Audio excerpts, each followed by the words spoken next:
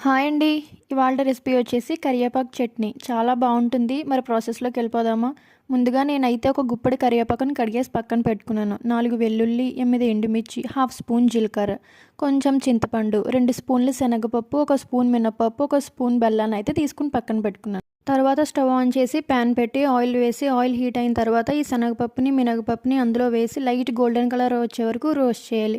తర్వాత ఈ కరివేపాకు, జీలకర్ర, ఎండుమిర్చిని కూడా వేసి వీడియోలో చూపిస్తున్నట్టుగా మంచిగా ఫ్రై అయిన తర్వాత తీసి పక్కన పెట్టి చల్లార్చండి. తర్వాత మిక్సీ జార్లో వెల్లుల్లి, చింతపండు, బెల్లం, ఈ ఫ్రై చేసి పెట్టుకున్న ఎండుమిర్చి, జీలకర్ర, పప్పులు, కరివేపాకుని కూడా వేసి రుచికి సరిపడగా సాల్ట్ వేసుకొని మంచిగా గ్రైండ్ చేసి పక్కన పెట్టేసుకోండి.